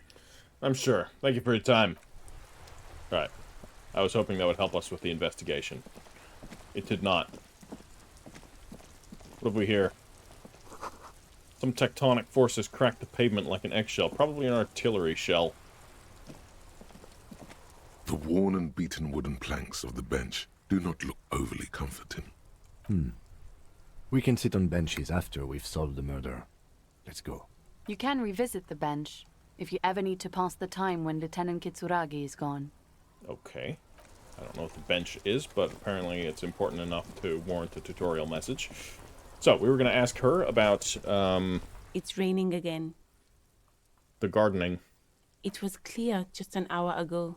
Tell me, what exactly have you been doing in your greenhouse in March? Well, this might be the last snow we get. At least I hope so. Snow has nutrients in it. Helps everything green up in the spring. At least that's what my grandma always told me. She smiles shyly. Yes, think about the cute grandma, not the weird snow. Squint your eyes and look at her intently. Stop looking at her. Look around. What do you see? The plaza? That's right. And the canal, the bookstore, the harbor gates. This is a great vantage point for keeping an eye on you. Right. Okay. Noted, but I'll keep it to myself. Glad to have been of service. Now you know the locals are keeping tabs on you. Okay. Interesting. I have to run. Yep. Okay. We're being watched. Please use the main entrance, which was right here. So we gotta go and get the key to the dumpster.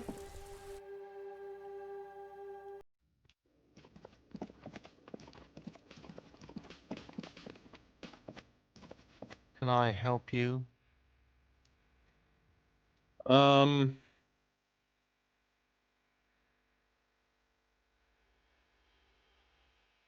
Is the trash container out back yours? Mine? No, it belongs to the Whirling in Rags. Thank you for clearing that up.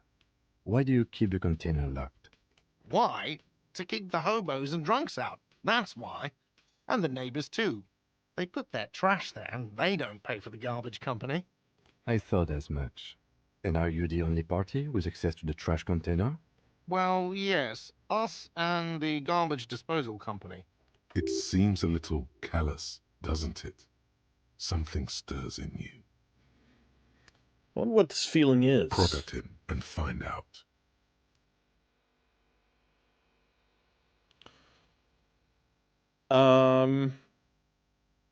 Doesn't it seem callous to you, guarding even your leftovers from the poor? Callous? What are you, Kras Mazov? Almost all establishments in Revachol keep their trash locked. The Whirling in Rags is not special in that regard. Krasmazov, nom de guerre, was an economist and a historical materialist. He was a leading figure on the Grad side of the Centennial Revolution, where he headed the 9-day government. Mazov is considered the father of scientific communism, Mazovian thought, or Mazovianism. All right, so he's our Marx. Interesting. He said 9, but it says 11 here. Maybe I am Krasmazov. What are we talking about? Was this not about the trash container? Yes, let's return to Was that. there something you wanted? We need those keys. What for? Mazov? Are you planning to nationalize my trash container? It concerns the case. Please cooperate. Just bring them back once you're done, please. Okay. I've seen something here at the Whirling Garts. A thing I need to talk about. What thing? I saw a sign that said the mess hall is reserved for the Union. Yes, not the whole damn Union, thank God. Just the nastiest and loudest faction. He tosses his head in disdain. They come here in the evenings. Dumb, unruly types. Think they're big shit. But they're good customers. They place big orders and always pay on time. He hates the Union, but grudgingly recognizes its power over him. So he's directing his frustration at you instead. Retaliate. It's a shame you've got to suck up to the Union to stay afloat. I don't. I'm simply providing a service, or really facilitating the offering of services to paying customers, and it doesn't matter. I don't have to explain myself to you. We should find out who this Lord faction is, occupying the booth. Loudness means talkative, and we need info. It's a good plan. How do we find them? We don't. We have to wait. They'll show up sooner or later. Men get hungry, even striking men. If not today, then they'll be here tomorrow. All right. There are these things called days. You sleep between them. He's saying they'll come after you've slept. Just making clear you got that. Right.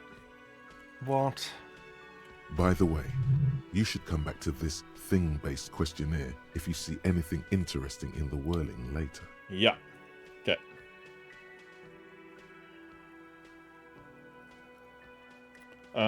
Okay. Goodbye. We're not going to talk about the money I owe until I have the money I owe.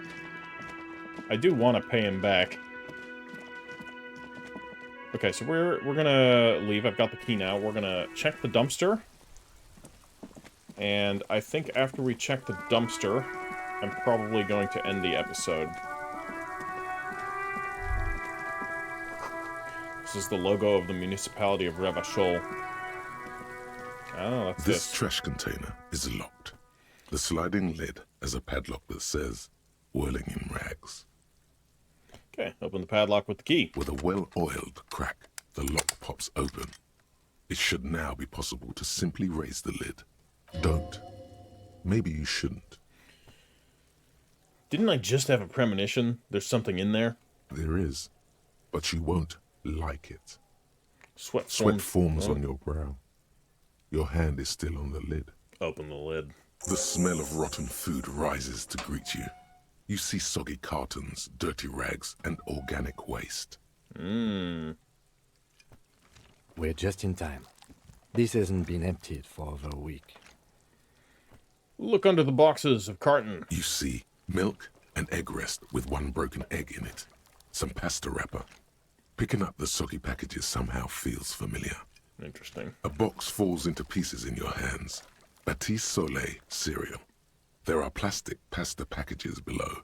And turbo noodles. Nothing of note, however. Turbo noodles, you say? Pick at the rags. Among the threadbare kitchen towels, something catches your eye.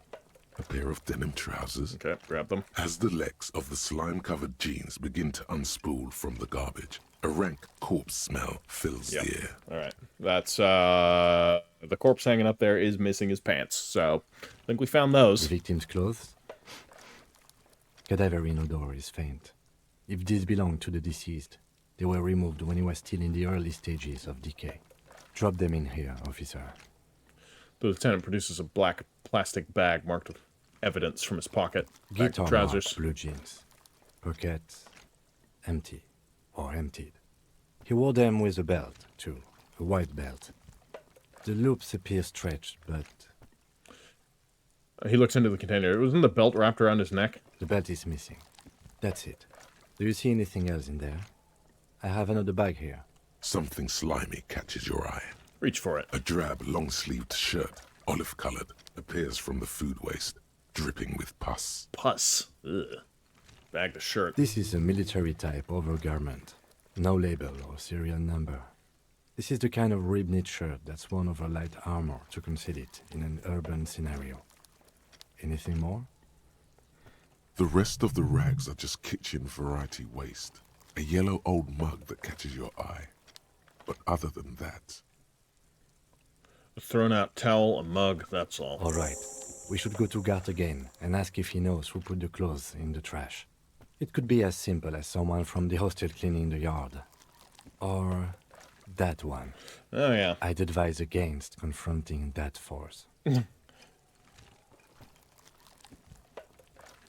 You think someone from the whirling might have been involved, maybe? Not really. All we know is the victim's clothes are in the trash. The lid was locked, and his establishment had the key. It's just a small loose thread. Yeah, we need to ask the kids who put them here. The fuck's he on about, kids? You hear that, Cuno? He thinks you're an infant or something. See? All right. The lieutenant nods, then looks back into the trash container. The mug. I'm getting that mug, too. You pick out a broken mug with an oddly racist depiction of the yellow man frolicking in saffron. An antique? Only in its social sensibility. Take the mug. Mm-hmm. The yellow man. So is that like anti-Asian racism? And he's reacting because I took that? You've acquired an interactable item. Investigate this item further by going to the Interact tab in your inventory. Interesting. Okay, search the food waste. It's just organic waste, cold and slimy on your hands. Apple and potato peels, mostly. Unidentified sludge, and the occasional chicken bone thrown in for good measure. But hey, nothing. It's nothing. Nothing more to see here. What's this? What? A blue piece of plastic sticks out from the apple peels. It's shiny. Looks like the corner of something. Pick it out. Something larger. A clipboard. A blue plastic clipboard with moist papers hanging from it. They look badly damaged, but you can still make out forms and notes, written in a man's handwriting. Interesting. Officer, is that your Paperwork? I don't know what this is. It is. Look. The plastic has the RCM street grid on it. You've even got an autopsy form in there. A miserable-looking slip of paper sticks to the board. Did we already do this investigation? And we just don't have any memory of doing the investigation? That's interesting. If you don't mind me asking, how did this get in the trash?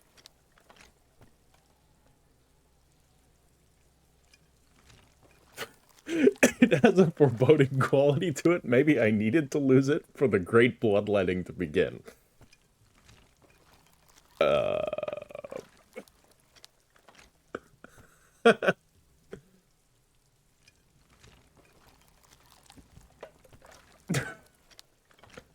Fuck it, I'm gonna say it. I'm curious. It has a foreboding quality to it. Maybe I needed to lose it for the great bloodletting to begin. What are you talking about? I speaketh the tongue. Doeth thou also thorough inventories? You should take stock of your notes. Make sure it's all there. Official notes contain informants' names. If some of it has fallen into the hands of the RCM's adversaries, bloodletting may well ensue. Okay, I'll do that. It would also not hurt to start taking notes on the case. Now, tell me what your eagle eyes see. Or are we finished? Let's continue. Some items, such as the ledger you found, are interactable. Go to your inventory and select the Interact tab to read your paperwork. Alright, let's close the lid. Contain the sounds of muffled gong. We get to lock it again. Is that a choice? That's one thing off the list. I think we got it all. Alright, let's leave. Let's talk to the Cuno. Fuck does Cuno care? I don't think we can talk to Cuno. Sorry, the Cuno. Cuno doesn't fucking care. What about the Cuno S? We'll talk to her. I'll die before I squeal. I don't think we're getting anything out of her. Okay, we're gonna quickly look at our interactables. Here we go, look at that. A mug. This broken-eared mug somehow made its way into the Whirling in Rags dumpster. It depicts a person of Samaran descent frolicking in a field of saffron flowers in bucktooth and grinning feeble-mindedly. It seems to be a cheap knockoff of some colonial-era antique. It's just a racist mug. What's there to read here? Not much.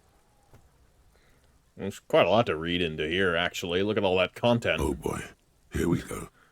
What are you going to say about a broken, tossed-away mug that you dug out of the garbage? Okay.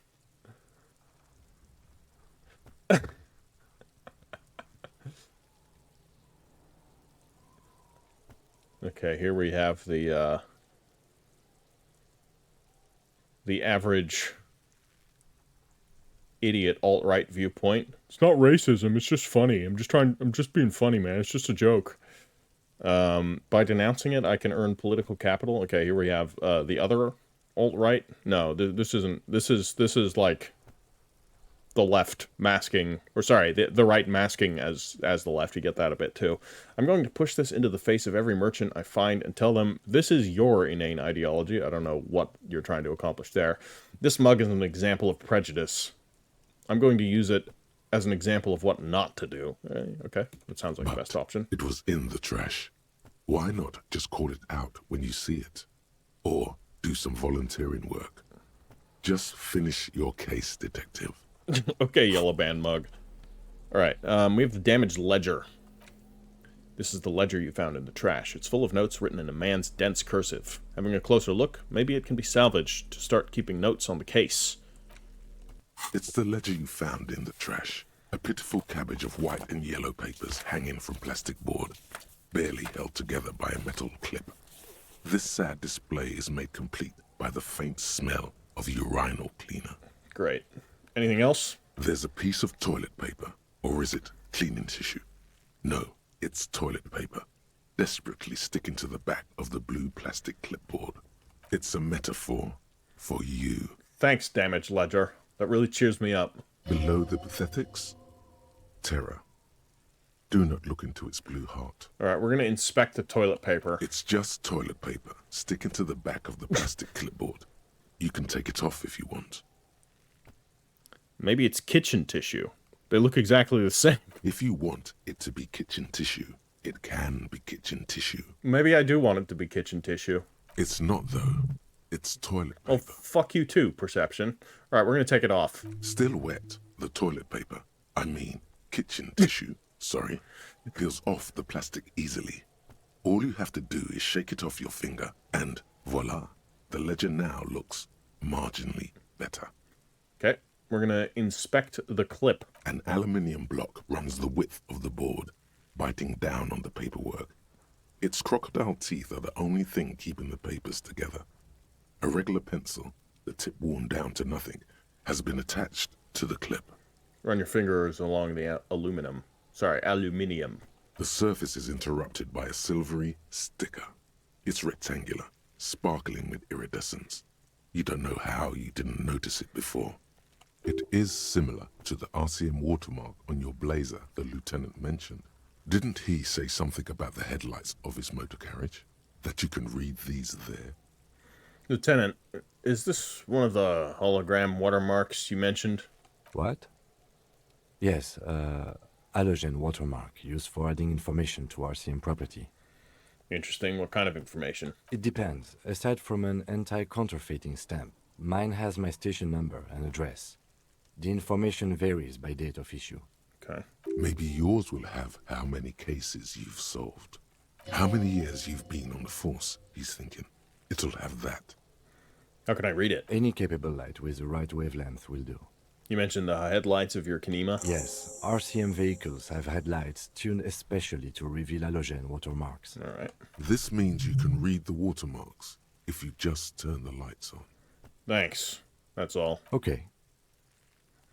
While a bunch of sodden papers sag from the clipboard in your hand, it's a sorry sight.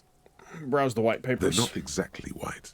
They're yellowed in patches by sunlight and alcohol, and covered in dense blue handwriting. Ink escapes into watercolor patterns, reaching its tendrils across entire pages. The paper itself is checkered, with faint red lines, forming short paragraphs.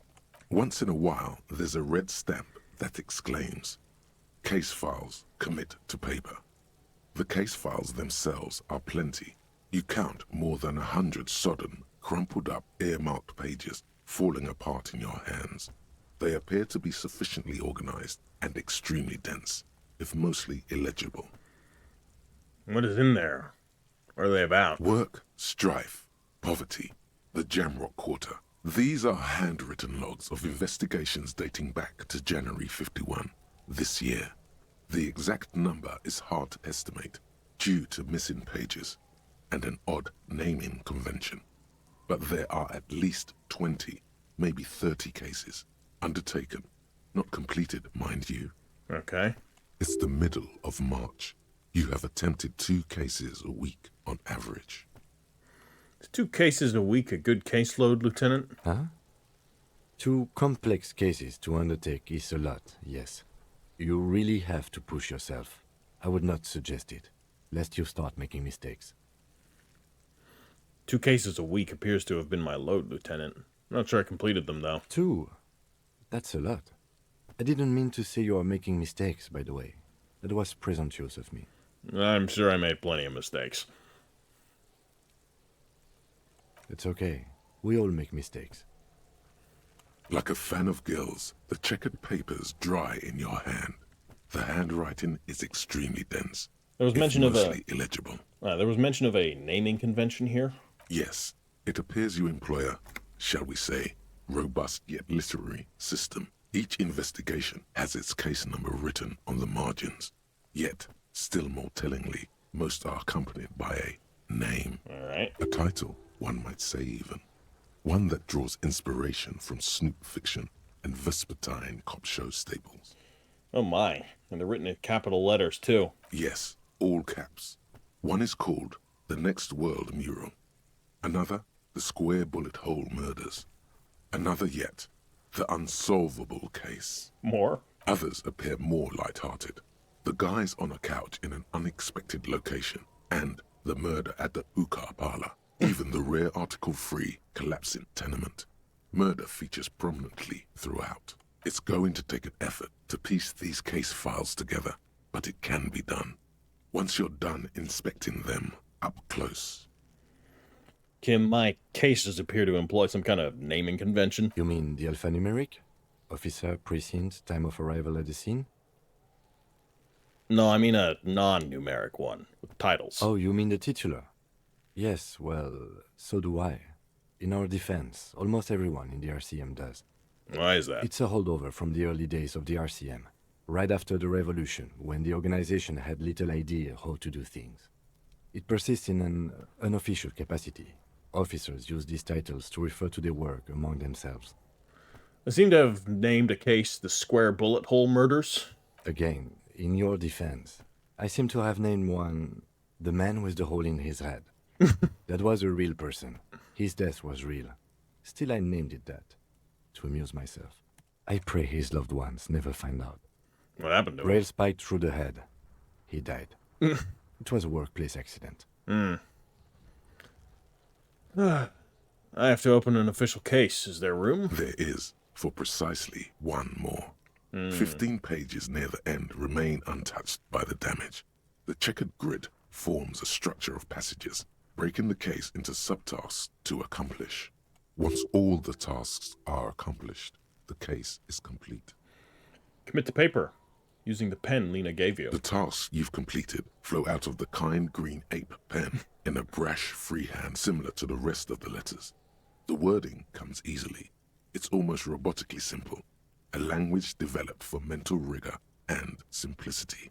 Inspect the victim's body. Interview the cafeteria manager. It's not exactly poetry, but poetry would be out of place. Cross out the ones you've already finished. A satisfying slash sounds across the paper. You're done, it seems to say. And you, and you. Things to be done and things already done. The composition of reality. This is an extremely useful tool for a detective of the citizens' militia. Now all that remains is to name the case. Lieutenant, have you by any chance named our case? No, actually. Any ideas? The Hanged Man. Great. That's great. That's actually what I was thinking too. The Hanged Man. Good, strong name. We have a very good name for the case now. I'm going to start calling it the Hanged Man. It's good we sorted this out. Alright, I'm done inspecting these. Close the case files. You don't exactly close them, so much as distance yourself from the smelly papers. They're a little further from your nose now. Can I read the case files now?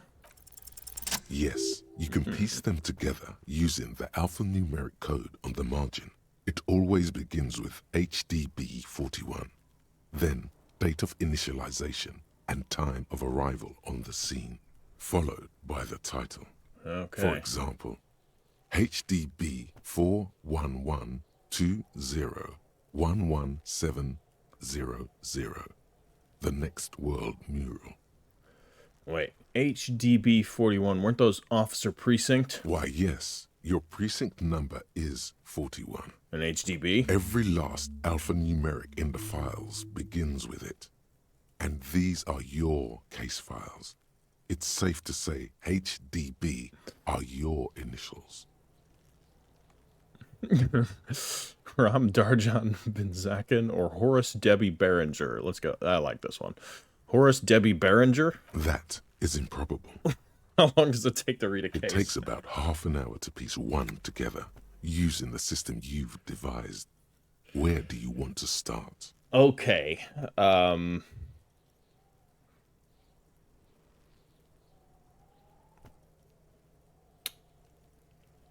going to revisit Not this much later. has changed in the meanwhile. A bunch of sodden papers still sags from the clipboard. Let's browse the yellow papers. In the back, you see thin, translucent copier paper. Some neon yellow, some bright red, all covered in boxes, like marching armies. These look like official forms, waiting to be filled out. Then rip them from the binder and hand them out, according to type of form. What type of forms are these? 3. The topmost are misconduct fines. Okay. The middle ones are station calls. And the bottommost are field autopsy forms. Each is easy enough to make sense of. Yep. You don't have to be an intellectual giant to do police work. Misconduct fine? A monetary penalization ranging from 20 to 250 real. Severe cases allow for 1,000 real, but that requires special paperwork. The details of issuing these fines are spread out over the rest of the fields. Right, a station call? These are quite sinister in tone. They give a date and time for the person to appear at the specified precinct police station. Below the call are the criminal charges you risk by not appearing. Field autopsy. A dozen pages of thin copy paper, bright red in color. You see the parameters of a deceased human form waiting to be filled in. Age, sex, condition of internal organs. Right. Enough of these. Yes. All that remains now is to fill those forms and hand them to people. Fines for wrongdoers, interview requests for bad guys, and field autopsies to dead guys. What delicious power hid within this pathetic mess. You feel better. Okay. The rest of the stinking cellulose is much worse for wear. Look at the clipboard. It's made of dark blue plastic, hard enough to beat someone to submission with. The edges are rounded, however. The U4 size board feels thick and heavy in your hand. Light shimmers on its wet surface. On the back you see the embossed letters, RCM. What did you say the color was? Blue. The blue heart. Don't look into it. Shake the ledger. Interesting. Something rattles inside, ever so lightly. Is there a hidden compartment? Permeables. It's not hidden per se. The compartment is made for permeable materials that would get damaged if something happened to it. Peek inside. The plastic shimmers like lapis lazuli, but it is not see-through. You cannot see to its center. How would I open it? With your hands. U4-sized pages hang from the clip screwed to the top of the board. Lonesome long way home. Okay. Let's try it. Open the hidden compartment in the clipboard. Yeah. The two sides of the board appear slightly misaligned, like a drawer that's come off its slides. If you bend the plastic on your knee, slowly, the slides snap back into place. It should be possible to just, slide the drawer open. Without resistance or sound, the two panels move against each other. The compartment is now open. What's inside? 2 ticket stubs and a handmade postcard. Pick up the ticket stubs. 2 octopuses are smiling, reaching their tentacles toward each other in the colored pencil drawings. The tickets permit access to the zoo in Revachol East. The aquarium costs extra. These let you go there, too. Interesting. Alright. Fucking kill yourself, asshole? Why? Pick up the card. Thin wax paper has been glued to a piece of cardboard. Sounds like leaves rustling when you pick it up. You see violet flowers, floral patterns, patches of glue. Smell it first. It smells of chewing gum. Apricot flavored. A touch of cinnamon. The end of summer. You think the label says tutti frutti. Open it. Familiar handwriting lines the inside of the card. Looped, round letters in a woman's hand. A young woman in her 20s. There is care, effort, and a smile, you think. Although that is not something you can read from someone's handwriting. Harry, it begins. You're already reading. I wanted to write you a letter so you can read it when you wake up. Maybe it will make you happy. Throw it away, please. But it will make me happy. Keep reading. Your hand shakes, holding the card. Every morning when I step out and you're asleep behind me, it says, I find a little piece of sadness in me. I carry it in my chest, down Voyager Road. Every step I take, it grows. By the time I reach the fuel station, it has filled me entirely. I step onto the light rail and look back. Sparks fall from the bow collector. I know it will be like this until late afternoon, when I get off the 42 and walk back to you. Keep reading. You. Every step I take will get lighter. It almost makes me run. Sometimes I do. I can't believe I met you. I can't believe the happiness I feel with you. You have a vast, vast soul, and I will always, always, always come back to it. Okay, hold on. We had a couple of, So our initial... I think we're Harry. That seems to be our first name. This is probably the woman that we lost. This is presumably from a better time that she wrote this. And it is very sweet, and I can imagine it would be painful to read if you've lost them. Keep reading. Kisses, kisses, kisses. You feel the air sucked out of your lungs and the blood sucked out of your head. Everything around you gets dark. Small white dots appear. You feel the ledger slip from your hand. No, hold on. Yeah, hold on. To what? There's nothing. Detective, is everything all right? Fall sideways. Okay, so I just blacked out.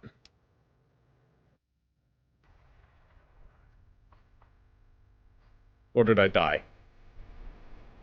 That's horrific, whatever that is.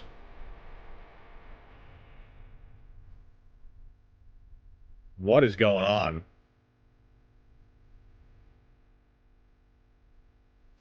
Begin. There is nothing. Oh no. Again.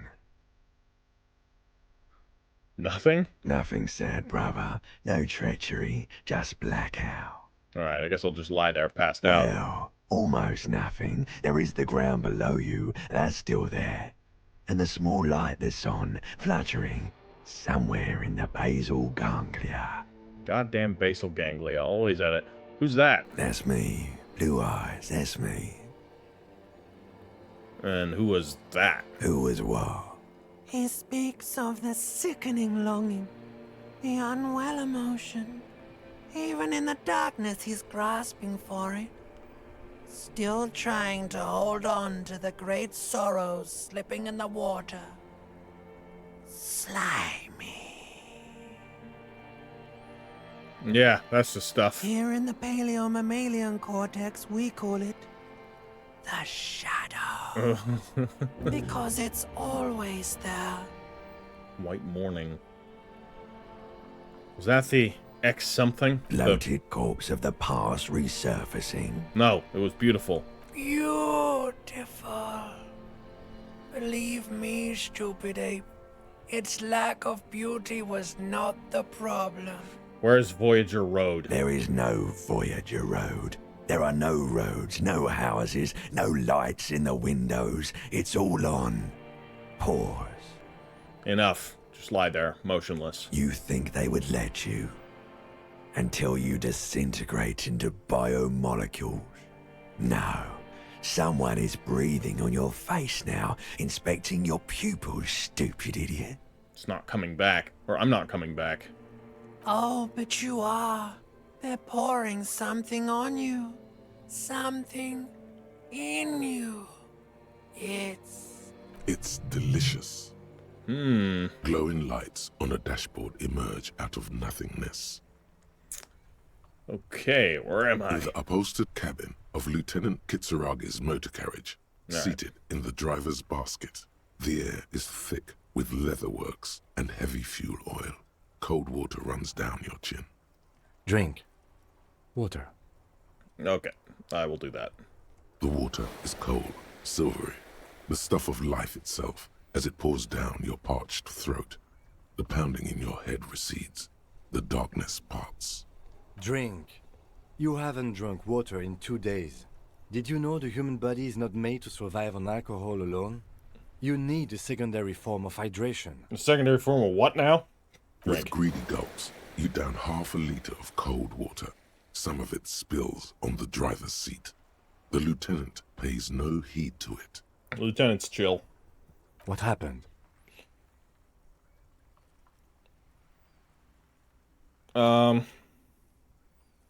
came into contact with the burnt-out ruins of the past, Lieutenant. That does sometimes happen. He hands you the remains of your ledger. You dropped these. Are you okay to proceed? Let's solve this case. Good. The Ledger of Failure and Hatred is a special item that can be used both as an interactable and a tool equipped in your held slot for skill bonuses. Find it under the Tools tab in your inventory. The Ledger of Failure and Hatred, huh? We're gonna quickly look at that. I need to end the episode soon. Okay, the Ledger of Failure and Hatred. +1 Inland Empire, +1 Empathy, -2 Authority. I will equip it, actually. Where do we equip it? We equip it there instead of the light bulb. That makes sense. We probably... I'll take the plastic bag, maybe? I don't know.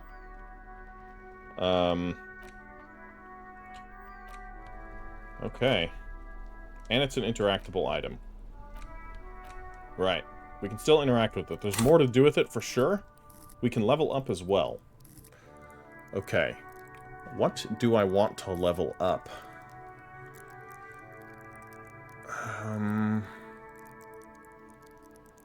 What are we dealing with a lot? I want to have more perception, for sure.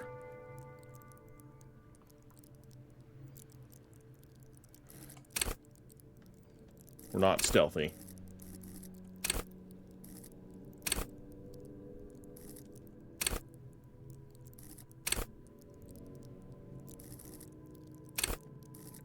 Pretty good on Inland Empire. Rhetoric is reduced by items. I'm gonna take an extra perception here. Okay. Okay, so you can revert here. Accept changes in close. Alright, this is where I'm going to end today's episode. Very interesting developments. This game continues to be awesome. This was a bit less hilarious than last time, but I feel like we progressed a little with the investigation. We have interacted with some kids, local kids, all kinds of local people, actually. Discovered a lot more about the lore of the place. And hopefully, you know, throughout the course of the game we'll learn even more, because it seems quite interesting. And, yeah. We'll see what else happens. Stay tuned for the next one, guys. Drop this video a like if you've enjoyed it. Heritor out.